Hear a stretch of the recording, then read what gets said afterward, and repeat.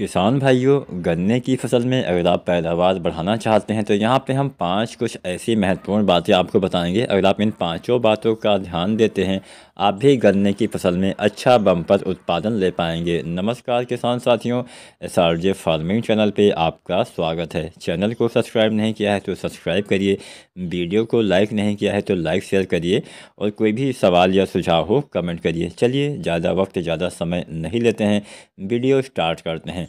किसान साथियों, यहाँ पे अगर आप गन्ने में अच्छा उत्पादन लेना चाहते हैं तो सबसे पहले यहाँ पे 4-5 बातें जो मैं आपको बताऊंगा, आप अच्छे से याद रखिए या फिर आप नोट भी कर सकते हैं। पहली बात, किस्म यानी वैरायटी। अब कोई भी किस्म आपको अच्छा उत्पादन कब दे सकती है? जब वो किस्म अच्छी हो, नई हो, बीमारियाँ उसमें न लगे, यानी रोग रोधी वैरायटी अगर आप लगाते हैं तो उसमें फ़ायदा ये मिलता है कि उसमें बीमारी कम लगती है, दवाओं के ऊपर खर्चा कम होता है और उपज भी अच्छे से मिलती है। जैसे जैसे किस्में पुरानी होती चली जाती हैं वैसे वैसे उसमें रोग प्रतिरोधी क्षमता की कमी हो जाती है, यानी बीमारियां उसमें जल्दी जल्दी अटैक करने लगती हैं, जिससे क्या होता है कि नुकसान होता है, उत्पादन कम मिलता है। बीमारी के ऊपर जो हम दवाएं डालते हैं उसका खर्चा अलग से होता है। तो हमेशा आपको नई किस्मों का चयन करना है। इसके साथ साथ अपने क्षेत्र के हिसाब से अपने राज्य के द्वारा जो किस्में अनुमोदित की जाती हैं उन्हीं का चयन करें। मान लीजिए कोई वैरायटी कहीं पे अच्छा उत्पादन देती होगी, लेकिन अगर आपके इलाके के लिए वो उपयोगी नहीं है तो वो किस्म मत लगाइएगा। अपने क्षेत्र के हिसाब से किस्मों का चयन करिए और नई वैरायटियाँ लगाइए। दूसरा सबसे बड़ा उत्पादन कम होने का कारण होता है जमाव। गन्ने का जमाव अगर सही से नहीं होगा तो उत्पादन हमें कहाँ से अच्छा मिलेगा? अब जमाव कम होने के वैसे तो बहुत सारे कारण हो सकते हैं, लेकिन मुख्य कारण होता है बुआई के समय पानी की कमी, नमी की कमी। अक्सर हमने देखा है कि कम पानी वाले खेत में भी, यानी कम नमी वाले खेत में भी किसान साथी गन्ने की बुआई कर देते हैं, क्योंकि गन्ने की फसल एक ऐसी फसल है जिसमें जो जमाव होता है बहुत दिन के बाद होता है। 1 महीना 45 दिन के आसपास समय लग जाता है अच्छे से जमाव होने में। तो यहाँ पे अगर आपने बुआई के समय नमी की कमी है, आपने उस खेत में बुआई कर दिया और 15-20 दिन 1 महीना तक आपके खेत में बिल्कुल भी नमी नहीं रह जाएगी, तो क्या होगा कि आपके पौधे का जमाव नहीं हो पाएगा। जब फसल का जमाव नहीं हो पाएगा तो जमाव दूर दूर होने से क्या होता है कि गन्ने के पौधे में कल्ले कम आते हैं, दूर दूर कल्ले आते हैं, जिससे क्या होता है कि गन्ना ज़्यादा रहता ही नहीं है, उत्पादन बहुत ही कम मिलता है। तो सबसे पहला काम, खेत में जाइए, मिट्टी चेक करिए, नमी ना हो, पहले आप पलेवा करिए यानी पहले सिंचाई करें, उसके बाद आपको जुताई करना है, उसके बाद गन्ने की बुआई करना है। 2-4 दिन का समय आगे पीछे चल जाएगा, लेकिन नमी की कमी अगर हो जाएगी तो जमाव अच्छे से नहीं होगा। तो सबसे बड़ा वजह होती है नमी की कमी, या फिर बहुत ज़्यादा पानी भरा हो उसमें भी मत लगाइएगा। तो किसी भी चीज़ की कमी और अधिकता दोनों नुकसान पहुंचाती है, इस बात का भी आपको ध्यान देना चाहिए।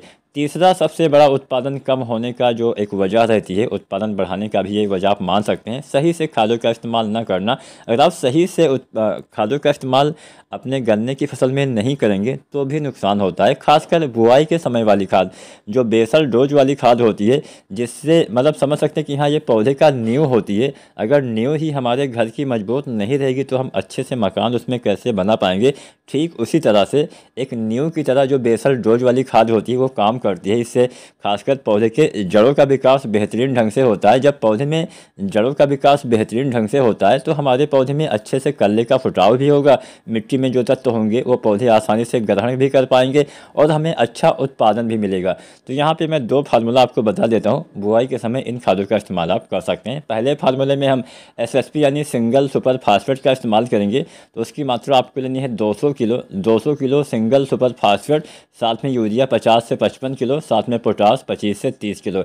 ये 3 खादें गन्ने की बुआई के समय नाली के अंदर डालना है। इस बात का विशेषकर ध्यान देना है, इन खादों का इस्तेमाल नालियों के अंदर करेंगे तभी लाभ मिलेगा। अगर आप बुआई के बाद ऊपर से खाद डालते हैं लाभ नहीं मिलेगा, क्योंकि जो फास्फोरस होता है वो जहाँ पे डालते हैं वहीं पे स्थिर रह जाता है, ऊपर नीचे नहीं जा पाता है, जिससे अब बाद में जब आप गुड़ाई करेंगे तो ऊपर नीचे चला जाएगा। ये बात भी मैं आपकी मानता हूँ। आप सभी कमेंट करेंगे कि हाँ हम गुड़ाई करेंगे, निराई गुड़ाई गन्ने में होती है तो खादें नीचे चली जाती हैं, लेकिन आप गुड़ाई कब करते हैं भी ध्यान दीजिए। गुड़ाई करते हैं पहला पानी लगाने के आसपास, तब तक क्या होता है कि आपके पौधे 1 महीने से ऊपर के हो जाते हैं, और तब तक अगर जड़ों का विकास नहीं होगा, यानी शुरुआती 1 महीना ही आपकी फसल पीछे चली जाएगी, तो कहाँ से, मतलब शुरुआत में जड़ों का विकास ही सही से नहीं होने से उत्पादन अच्छे से नहीं हो पाएगा, कल्ले कम रह जाएंगे। इस बात का ध्यान दीजिएगा। अगर आप DAP डालते हैं तो बुआई के समय 70 किलो DAP, यूरिया उस अवस्था में 35 से 37 किलो और पोटास 25 से 30 किलो, ये 3 खाद आप बुआई के समय डाल डाल सकते हैं, चाहे आप DAP डालें चाहे SSP डालें, दोनों में से किसी एक फार्मूले का इस्तेमाल अगर आप करते हैं बहुत ही बेहतरीन आपके पौधे में कल्ले का फुटाव होगा, अच्छे से लाभ मिलेगा और अच्छा उत्पादन भी किसान साथी आप ले पाएंगे। तो तीसरा मैंने बताया वजह खादों का इस्तेमाल सही समय पे ना करना। चौथा वजह हो सकती है सिंचाई। किसान साथियों, गन्ने की फसल में जैसा कि मैंने बोला नमी यानी पानी की कमी अगर बुआई के समय रहती है तो जमाव नहीं होता है। इसके साथ साथ जमाव होने के बाद अगर आप सही समय पे सिंचाई नहीं कर पाते हैं बहुत नुकसान होता है। अब मान लीजिए जमाव अच्छे से हो गया, बीच में पानी की कमी होगी, कल्ले आपके सूख जाएंगे, फसल आपकी ख़राब हो जाएगी, अच्छे से विकास नहीं हो पाएगा, क्योंकि बिना पानी के पौधे का विकास नहीं हो पाता है। और ख़ासकर जो बसंतकालीन गन्ना बोया जाता है उसमें सबसे बड़ा उत्पादन कम रहने की वजह यही होती है। अगर हम शरतकालीन गन्ने की बात करें तो उसकी बुआई हमने अक्टूबर के महीने यानी 15 अक्टूबर तक हम कर ही देते हैं। उसके बाद 1 महीने के अंदर उसका जमाव नवंबर दिसंबर तक तो अच्छे से हो ही जाता है। उसके बाद गर्मी आने में 3-4 महीने उसको मिल जाते हैं, तब तक हमारी जो पौधे की शुरुआती अवस्था होती है वो निकल चुकी होती है। लेकिन अगर हम बात करें कि जो हम बसंतकालीन गन्ना लगाते हैं, बसंतकालीन गन्ना हम एकदम गर्मी की शुरुआत में लगाते हैं, उसके बाद गर्मी आना स्टार्ट हो जाती है, उस समय पानी की कमी होती है, पौधे काफ़ी छोटे होते हैं, सर्वाइव नहीं कर पाते हैं, नुकसान होता है। तो मेरे हिसाब से शायद शरतकालीन गन्ने में हमें अच्छा उत्पादन हमेशा देखने को मिलता है अगर हम तुलना करें बसंतकालीन गन्ने से। फिर भी अगर आप बसंतकालीन में गन्ना लगाते हैं तो यहाँ पे आपको सिंचाई पे थोड़ा ज़्यादा ध्यान शरतकालीन की तुलना में आपको देना पड़ेगा। समय से सिंचाई करते रहिए, पहला पानी 35-40% जब गन्ने का जमाव हो जाए तब कर दीजिए। उसके बाद में बरसात से पहले थोड़ा ज़्यादा ध्यान देना है, बरसात के बाद उतना ज़्यादा पानी की दिक्कत नहीं होती है, क्योंकि बारिश के पानी से जो पानी की पूर्ति है वो आसानी से हो जाती है। तो यहाँ पे सिंचाई पे भी आपको समय समय पे खासकर बरसात से पहले थोड़ा ज़्यादा ध्यान पानी की व्यवस्था पे आपको देना पड़ेगा। इसके साथ साथ अन्य बहुत सारी वजह हो सकती है। हम बहुत तरह की खादों का इस्तेमाल कर सकते हैं, कुछ हम ग्रोथ प्रमोटर डाल सकते हैं, आप सागरिका दानेदार डाल सकते हैं बुआई के 1 महीना के आसपास तक 10 किलो पर एकड़ के हिसाब से। आप कोई भी अन्य चीज़ों का इस्तेमाल, निराई गुड़ाई भी समय समय पे करते रहिए, कोई बीमारी लगी उसका तुरंत ही आपको उपचार करना है। और इसके साथ साथ अच्छे से देखभाल करिए, समय का आपको विशेषकर ध्यान देना है, सही समय पे सभी चीज़ें करनी है, खरपतवार का नियंत्रण भी आपको करते रहना है। कुछ NPK भी आप डाल सकते हैं, कल्ले निकलते समय 19-19-19 डाल सकते हैं। उसके बाद में अपने फसल के हिसाब से NPK खादों का चयन आप कर सकते हैं। तो उत्पादन बढ़ाने के लिए जितनी चीज़ें आवश्यक होती है उतना ही, मतलब अगर आप उन चीज़ों पर ध्यान नहीं देते हैं तो वही उत्पादन कम रहने की प्रमुख वजह हो जाती है।